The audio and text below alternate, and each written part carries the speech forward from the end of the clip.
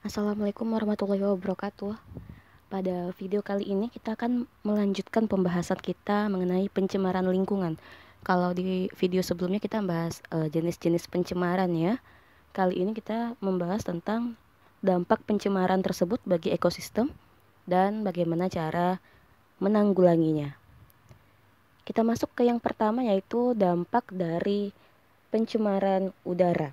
Jadi pencemaran udara ini menimbulkan banyak sekali kerugian. Apa saja kerugian yang disebabkan oleh pencemaran udara? Yang pertama, pencemaran udara dapat berdampak pada kesehatan manusia maupun hewan.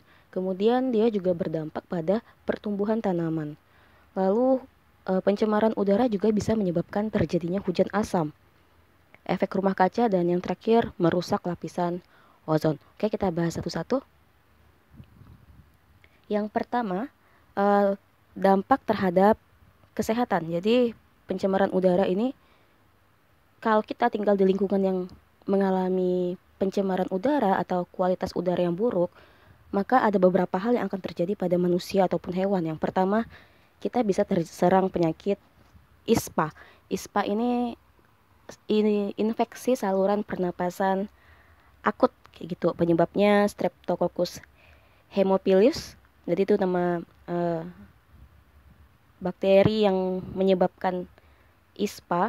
Jadi ketika udara tercemar, penyebaran penyakit ISPA itu lebih mudah karena partikulat atau polutan yang dibawa oleh udara yang tercemar lebih mudah masuk ke dalam saluran pernapasan kita. Efeknya apa? Efeknya itu demam, kita demam kayak orang batuk pilek kayak gitu, tapi disertai dengan rasa sakit kepala, terus kesulitan untuk bernafas. Ini ciri-ciri dari ISPA, dan ini jumlah kasusnya biasanya meningkat pada saat Indonesia mengalami kasus kebakaran hutan. Nah, itu bisa mencapai 2 juta per tahun kasus ISPA saja. Itu. Terus yang kedua ada asma. Jadi asma juga salah satu penyakit yang salah satu penyebabnya adalah udara yang tercemar. Jadi ketika partikulat itu masuk ke dalam saluran pernapasan kita, dia akan membuat infeksi saluran udara di tubuh kita. Nanti karena terinfeksi meradang, terus dia membengkak saluran pernapasannya, itu menyebabkan jalan masuknya udara di tubuh kita jadi menyempit. Nah, ini yang menyebabkan penyakit asma bisa timbul.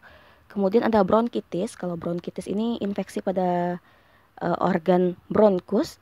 Ini disebabkan oleh virus dan lingkungan yang kualitas udaranya juga buruk. Jadi ini hanya beberapa penyakit yang ditimbulkan oleh udara yang tercemar. Nah, jadi beberapa zat pencemar itu dapat dikategorikan sebagai toksik, artinya zat itu bersifat racun, dan karsinogenik yang artinya dia dapat menyebabkan pertumbuhan sel kanker. Jadi dari pencemaran udara saja itu dalam jangka waktu yang panjang, kalau kita terus-terusan hidup di tempat yang udaranya udah tidak bagus, itu bisa berujung pada kanker, dan yang paling parah adalah kematian seperti itu. Yang kedua, dampak terhadap tanaman. Jadi selain berdampak pada kesehatan manusia atau hewan, ternyata pencemaran udara juga sangat berdampak pada pertumbuhan dari tanaman. Apa saja yang disebabkannya? Yang pertama, tumbuhan bisa mengalami klorosis.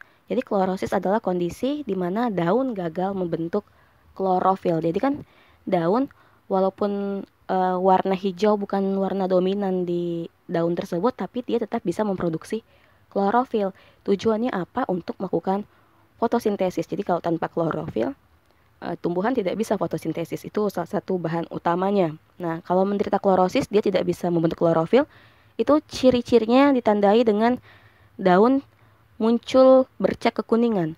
Awalnya kecil, lama-lama kuningnya menyebar. Mungkin kalian pernah melihat kasus seperti ini di tanaman yang ada di rumah kalian. Kalau menemukan daun yang tiba-tiba warna hijau berubah menjadi kuning, itu bisa menjadi salah satu tanda kalau tumbuhan kalian sedang menderita klorosis. Jadi ini salah satu efek dari udara yang tercemar. Yang kedua ada nekrosis. Kalau nekrosis itu kondisi di mana tanaman mengalami prematur ataupun kematian sel. Ciri-cirinya pada daun itu akan ditemukan bercak kecoklatan. Jadi kalau kalian lihat yang bercak-bercak ini menunjukkan kalau sel di bagian tersebut sudah mati.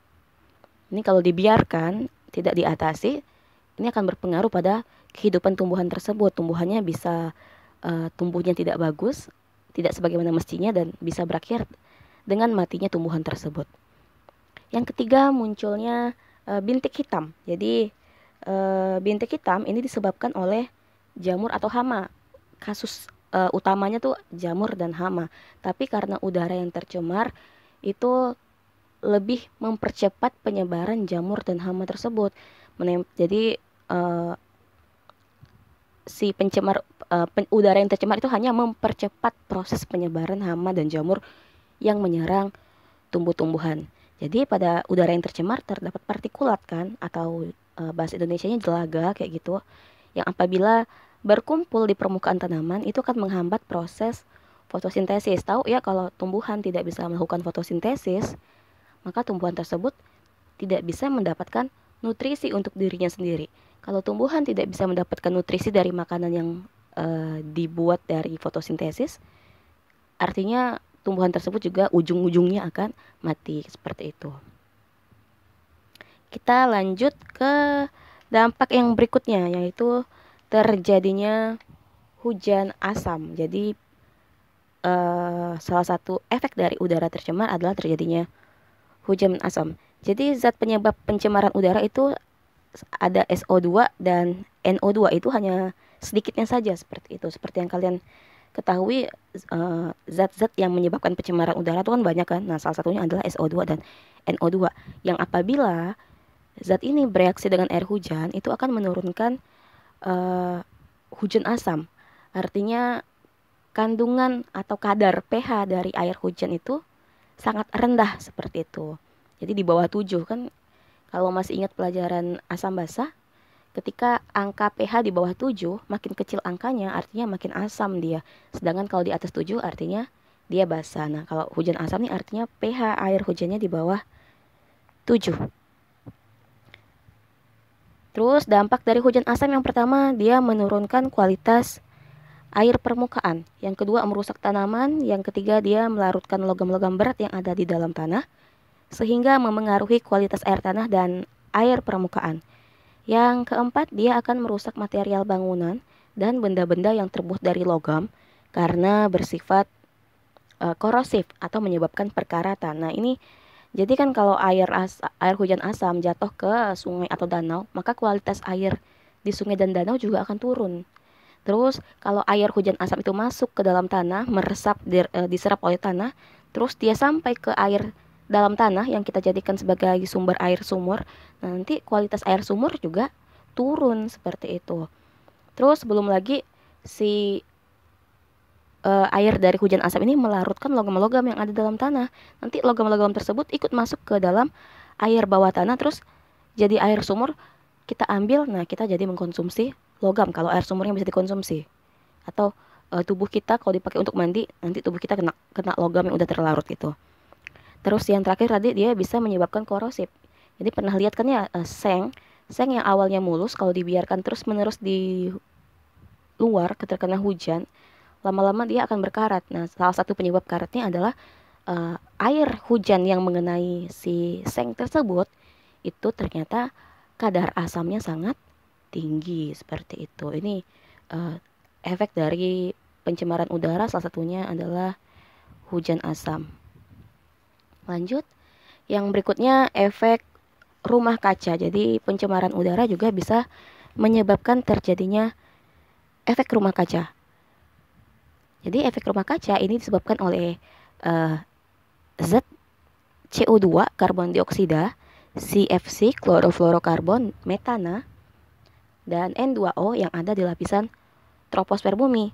Nanti mereka ini akan menyerap radiasi panas matahari yang seharusnya dipantulkan oleh bumi untuk keluar dari bumi, tapi oleh mereka itu ditahan panasnya, radiasi panasnya. Akibatnya, karena tadi si panasnya ditahan, panasnya terperangkap di udara. Hal inilah yang menyebabkan terjadinya pemanasan global, suhu di bumi meningkat kayak gitu. Terus berikutnya, pencemaran udara juga bisa menyebabkan rusaknya lapisan ozon kita. Jadi ini disebabkan oleh emisi CFC, klorofluorokarbon, yang mencapai stratosfer bumi dan bersifat sangat stabil. Jadi mereka akan menyebabkan laju penguraian molekul-molekul ozon itu lebih cepat daripada pembentukannya. Sama kayak ini, sumber daya alam kan ya, sumber daya alam ada yang bisa diperbarui, ada yang tidak bisa diperbarui. Contohnya yang tidak bisa diperbarui itu kayak minyak bumi. Minyak bumi itu terbuat dari fosil-fosil yang umurnya sudah jutaan tahun. Jadi perlu jutaan tahun untuk menghasilkan minyak bumi. Sedangkan kita makainya sangat cepat, makanya nggak ada gantinya. Sama kayak gini, ini ketika CFC yang bersifat stabil, terus dia mengurai molekul-molekul ozon di udara dengan sangat cepat, itu akan menyebabkan lapisan ozon kita menipis, tipis-tipis hingga akhirnya lapisannya bolong kayak gitu. Nah, sedangkan pembentukannya untuk membentuk lapisan ozon itu butuh waktu yang sangat lama, jadinya tidak seimbang antara perusakan lapisan ozon dengan pembuatannya lagi. Karena itulah uh, pemanasan global atau pencemaran udara akibat CFC itu sangat tidak baik untuk bumi kita kayak gitu. Oke, jadi tadi dia menyebabkan terbentuknya lubang-lubang di lapisan ozon. Ini kalau terjadi lubang-lubang di ozon ini sangat berbahaya karena kalian tahu ya fungsi ozon salah satunya adalah untuk menangkal sinar ultraviolet yang masuk ke bumi. Jadi seandainya ozon kita udah berlubang, si ultraviolet bisa masuk dengan leluasa ke bumi. Tahu kan ya salah satu efek dari ultraviolet adalah menyebabkan kanker kulit. Sebahaya itu kalau lapisan ozon kita rusak. Jadi CFC ini dihasilkan oleh kayak AC, terus pengharum ruangan yang pakai semprot itu juga salah satu penghasil CFC. Lanjut.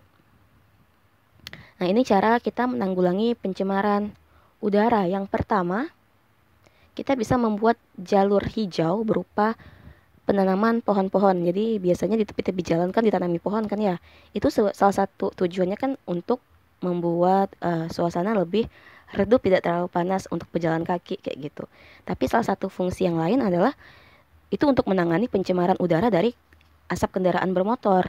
Jadi diharapkan dengan menanam pohon, karbon dioksida yang dihasilkan oleh kendaraan bermotor itu bisa diserap oleh pohon-pohon tersebut, kemudian didaur ulang menjadi oksigen melalui proses fotosintesis. Terus mengurangi pemakaian minyak bumi yang berasal dari bahan bakar fosil. Ini karena salah satu hasil dari pembakaran menggunakan bahan bakar fosil adalah karbon dioksida, terus ada karbon monoksida dan macam-macam, dan semuanya itu berefek pada rusaknya ozon, rusaknya kualitas udara, terus rumah kaca juga, terus menyebabkan hujan asam juga gitu. Makanya ini harus dikurangi penggunaannya. Yang ketiga, memanfaatkan energi alternatif yang ramah lingkungan. Jadi kita kan disuruh mengurangi penggunaan energi yang menggunakan bahan bakar fosil. Jadi untuk menggantikannya kita perlu energi alternatif lainnya. Contohnya nih, biasanya PLN itu untuk menghasilkan listrik dia menggunakan solar dari minyak bumi. Jadi untuk mengurangi dampak tersebut bisa tuh rumah kita aja itu menggunakan panel surya seperti digambarkan ya.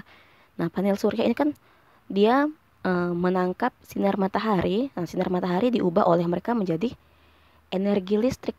Nah, itu energi yang ramah lingkungan sekali kan ya, tidak merusak lingkungan. Jadi kita memanfaatkan energi dari alam untuk kita gunakan tanpa merusak alam tersebut ya. Walaupun kalau untuk satu rumah artinya kita butuh panel yang banyak, tapi kalau dimulai dari sedikit-sedikit, lama-lama kita bisa mengurangi penggunaan minyak bumi dalam jumlah yang banyak. Kayak sekarang kan udah banyak lampu-lampu jalan itu menggunakan panel surya. Jadi ketika siang si panel surya itu mengumpulkan sinar matahari untuk diolah jadi energi listrik. Nanti ketika malam hari baru energinya digunakan kayak gitu. Itu salah satu cara kita mengurangi penggunaan minyak bumi dan menggunakan sumber energi yang lebih ramah lingkungan. Yang keempat, melakukan pengawasan lebih ketat di wilayah hutan yang terbakar. Jadinya daerah-daerah yang rawan terbakar hutannya atau sering terbakar itu harus dapat perhatian lebih ekstra. Jadinya apalagi hutannya itu lahannya tanahnya dari tanah gambut. Artinya kalau terbakar itu gampang sekali api menyebar dari bawah tanah kayak gitu. Karena itu ini harus diperhatikan. Jadi ketika mereka menemukan sumber api itu bisa langsung dipadamkan. Kenapa? Ketika kebakarannya meluas, artinya akan banyak sekali pohon yang akan mati. Terus asap yang ditimbulkan oleh kebakaran hutan itu jumlahnya juga akan sangat banyak, yang pastinya akan menurunkan kualitas udara kita, dan efeknya akan menimbulkan penurunan derajat kesehatan kita juga kayak gitu. Yang berikutnya, melarang warga membakar hutan saat melakukan land clearing, lahan pertanian. Jadi biasanya untuk membuka lahan pertanian biar lebih mudah, nggak buang banyak waktu dan banyak biaya, mereka itu menggunakan cara membakar hutan kayak gitu. Ini tidak diperkenankan atau tidak disarankan karena dampak yang ditimbulkannya ketika kita membakar hutan itu bisa saja berisiko membakar lahan yang lain kayak gitu. Dan asap yang ditimbulkan juga akan menimbulkan dampak polusi yang tentunya akan merugikan makhluk hidup yang ada di sekitar tempat tersebut. Jadi kalau ingin melakukan land clearing itu lebih disarankan dengan cara menebang pohon saja, bukan pakai membakar hutannya seperti itu. Oke, kita lanjut ke pencemaran yang kedua, yaitu dampak pencemaran air. Nah, untuk dampak pencemaran air ini, kalau kita tinggal di lingkungan air yang tercemar atau kita berkontak langsung dengan air yang tercemar, ada beberapa hal yang akan dialami oleh tubuh kita.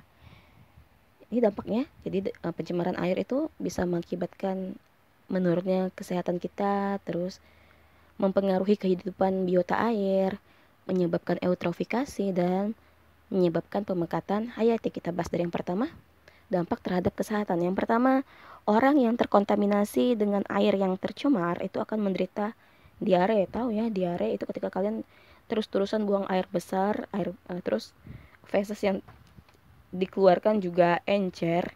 Ini akibat air yang kita konsumsi itu terkontaminasi. Si air itu mengandung bakteri-bakteri seperti Campylobacter, Salmonella, Shigella, E. coli. Nah, itu ketika masuk ke tubuh kita, dia akan menginfeksi saluran pencernaan kita, makanya terjadilah diare kayak gitu. Terus setelah diare ada kolera. Kolera ini mirip sama diare, cuman dia lebih parah dari diare. Jadi kayak diare akut. Ini bisa menyebabkan dehidrasi hingga kematian kayak gitu. Ini pernah menjadi epidemik yang sangat berbahaya juga di beberapa puluh tahun yang lalu, sehingga menyebabkan banyak kematian. Si kolera ini, si kolera disebabkan oleh virus atau bakteri yang bernama Vibrio cholera.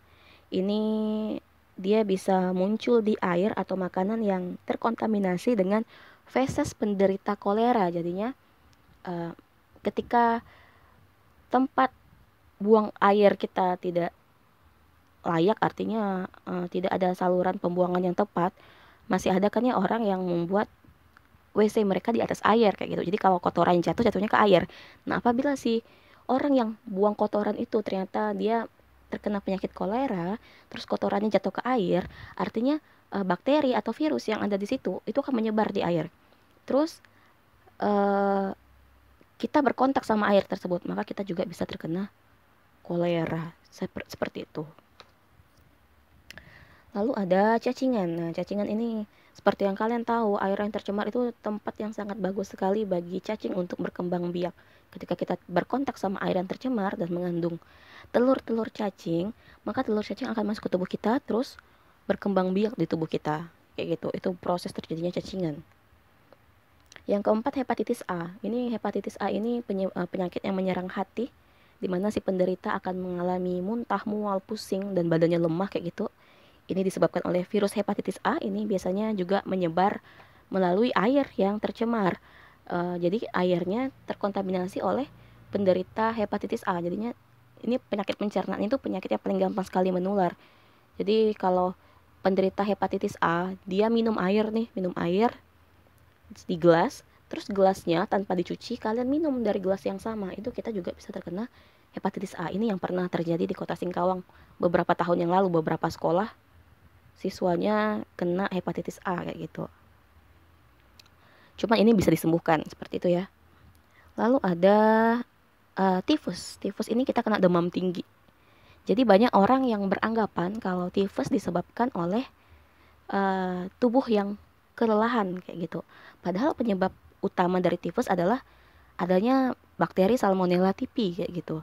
Ini juga adanya di air atau makanan yang terkontaminasi oleh penderita. Terus efek yang ditimbulkan ketika orang menderita tifus adalah demam tinggi, sakit kepala, badannya semua terasa nyeri, kelelahan. Nah, jadi salah satu ketika tubuh kalian merasa sangat lelah hingga menyebabkan sampai demam, itu bisa menjadi salah satu indikasi kalau kalian terserang tifus atau demam tiroid kayak gitu. Jadi bukan karena kalian kelelahan terus tipes, enggak. Jadi kelelahan hanya salah satu indikasi kalau kita terserang tifus. Oke. Terus dampak terhadap biota air. Jadi kalau air yang tercemar itu bisa mempengaruhi kehidupan makhluk hidup yang ada di perairan tersebut. Jadi banyaknya zat pencemar pada air yang mengandung limbah itu akan menyebabkan menurunnya kadar oksigen terlarut dalam air. Kalau kadar oksigen dalam air berkurang, maka kehidupan organisme dalam air juga akan terganggu dan tentu saja menghambat perkembangannya. Terus terjadinya eutrofikasi. Nah, ini mungkin kalian sering nih melihat air selokan atau air sungai yang warnanya seperti ini. Nah, ini salah satu dampak dari pencemaran air yaitu eutrofikasi, di mana pencemaran ini disebabkan oleh munculnya nutrien atau zat hara yang dibutuhkan oleh organisme secara berlebihan. Jadi muncul banyak sekali sumber makanan bagi tumbuhan tapi sangat-sangat berlebihan di ekosistem air tawar tersebut. Efeknya apa? Jadinya ketika makanannya banyak, maka tumbuhan juga akan tumbuh semakin pesat, makin banyak tumbuhannya. Nah, ini menyebabkan permukaan air akan tertutupi oleh tumbuhan-tumbuhan tersebut. Salah satunya eceng gondok yang seperti ada di sini. Jadi, permukaan airnya tertutupi oleh eceng gondok. Efeknya, sinar matahari tidak bisa menembus permukaan air tersebut. Kalau sinar matahari nggak bisa menembus permukaan air, maka suhu permukaan airnya akan menjadi dingin, turun suhunya. Dimana kalau airnya bersuhu rendah, ini tidak baik untuk si ikan gitu. Nah, selain itu kalau permukaan air tertutupi seperti ini juga menyebabkan jumlah oksigen yang terlarut dalam air juga semakin sedikit. Jadi yang tinggal dalam air rame tuh, tapi ya oksigen yang tersedia hanya sedikit. Akhirnya terjadi perebutan oksigen dan yang kalah akan mati seperti itu. Terus yang terakhir terjadinya pemekatan hayati. Jadi pemekatan hayati adalah peristiwa pelipat gandaan polutan pada organisme dari organisme tingkat rendah ke organisme tingkat tinggi dengan kadar polutannya juga semakin tinggi. Seperti yang kalian lihat pada gambar ini, jadi ketika polutan masuk ke dalam air, polutan tersebut akan dikonsumsi oleh hewan atau organisme yang tingkat rendah. Di sini contohnya adalah zooplankton. Terus zooplankton ini dikonsumsi sama ikan kecil. Jadi si polutan dimakan oleh zooplankton. Di sini nih polutannya tingkatnya semakin tinggi kadarnya. Terus dimakan ikan kecil, tingkat polutannya semakin tinggi lagi. Terus ikan kecil dimakan oleh ikan besar. Artinya polutannya akan semakin besar lagi kadarnya di ikan besar. Nah, terakhir ikan tersebut dikonsumsi oleh manusia atau hewan lainnya. Nah, artinya yang menderita paling banyak adalah yang berada di rantai makanan paling atas kayak gitu. Jadi dia yang mendapatkan kadar polutan paling tinggi. Ini ada pernah kejadian pemengkatan hayati, tepatnya terjadi di Jepang sekitar tahun 1956. Ini terjadi di kota Minamata, prefektur Kumamoto, Jepang. Jadi di daerah tersebut tuh tiba-tiba muncul penyakit aneh di mana pasiennya atau penderitanya itu mengalami kehilangan kemampuan ototnya, jadinya tangan nggak bisa bergerak, kaki nggak bisa bergerak, terus perlahan-lahan kemampuan melihat juga tidak bisa, yang hanya masang kancing menggunakan tangan aja nggak mampu kayak gitu. Ini membuat dokter bertanya-tanya, apa penyebabnya kayak gitu, ada apa ini. Terus karena penyakitnya terlalu aneh dan jumlah penderitanya semakin banyak hingga akhirnya memunculkan kematian, pemerintah Jepang pun membentuk komite penyelidikan untuk menangani kasus ini, termasuk Kumamoto University juga dilibatkan tuh. Setelah mereka periksa, ternyata mereka ini mengalami keracunan logam berat, akhirnya yang disebut penyakit Minamata disease kayak itu, karena terjadi di Minamata. Ini disebabkan oleh ternyata salah satu perusahaan yang ada di Minamata, yaitu perusahaan Chiso Corporation. Mereka itu membuang limbah pabrik mereka ke Teluk Minamata sama Laut Shiranui kayak gitu. Jadi mereka membuang limbah merkuri ke Teluk Minamata dan Laut Shiranui, di mana polutan ataupun merkuri yang dibawa oleh limbah tersebut dikonsumsi oleh zooplankton. Nah, sama kayak tadi tuh orang ini kan dari zooplankton dimakan hingga akhirnya dimakan manusia kayak gitu. Nah, orang Minamata kan tinggalnya di dekat laut, jadi mereka terbiasa makan ikan. Yang tidak mereka ketahui adalah ternyata di ikan yang mereka makan itu mengandung merkuri seperti itu. Nah, jadi karena jumlah polutan atau merkuri yang sudah terakumulasi dalam tubuh mereka sangat banyak, akhirnya mulailah satu persatu masyarakat Minamata mengalami penyakit Minamata disease. Nah, ini sangat menyedihkan sebenarnya, karena orang sehat tiba-tiba mengalami penyakit seperti ini. Mereka kehilangan kemampuan dari seluruh alat inderanya. Yang paling parah, mereka bisa mengalami koma hingga kematian. Nah, ini yang lebih menyedihkannya lagi adalah selama 30 tahun pemerintah Jepang dan termasuk si Chiso Corporation-nya sama sekali tidak melakukan apapun untuk menangani polusi yang terjadi di Minamata ini. Jadi sampai tahun 2001 akhirnya barulah si Chiso Corporation memberikan seperti bantuan terhadap keluarga yang ditinggalkan. Sampai 2004 gitu mereka memberikan bantuan, tapi walaupun bantuan yang diberikan oleh Chiso Corporation sebagai ganti rugi atas apa yang mereka alami itu tidak akan bisa menggantikan warga Minamata yang kehilangan anggota keluarganya. Jadi kalau seorang ibu hamil terus melahirkan, dia kena Minamata, otomatis si anak juga akan mengalami Minamata. Jadi semengerikan itu penyakit Minamata saat itu. Jadinya itu efek dari uh, limbah yang dikeluarkan oleh Chiso Corporation, dan ini termasuk salah satu penyakit yang uh, akibat polusi air paling parah di Jepang. Terus bagaimana cara kita menanggulangi pencemaran air?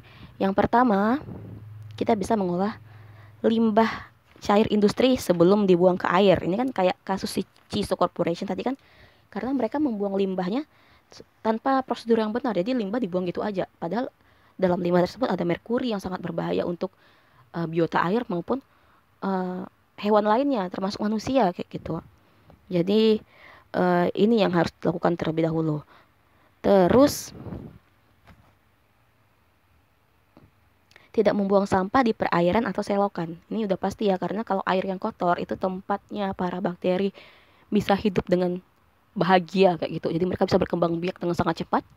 Terus eh, ketika air terkontaminasi dengan kita juga akan ikut merasakan efeknya. Misalnya kalian tinggal di tepi sungai itu, nah buang sampah di sungai, tapi cuci baju, mandi juga di sungai kayak gitu. Kalau udah buang sampah ke sungai, otomatis sungainya tercemar tuh. Entah sampah apa aja dibuang. Kalau sampah makanan busuk, kemudian muncul bakteri, terus mandi pakai itu, kena penyakit kulit ujungnya kayak gitu. Makanya kita tidak diperbolehkan membuang sampah di perairan atau selokan. Selain menghindari penyakit, tentu saja kita juga menghindari bencana banjir seperti itu. Terus tidak membuang pestisida sisa pertanian ke perairan. Ini udah pasti. Pestisida itu diperuntukkan untuk hama sebenarnya kan. Tapi karena digunakan jumlah berlebihan, terus dia terbawa hingga ke tempat ke perairan. Pestisida kan dibuat dari bahan kimia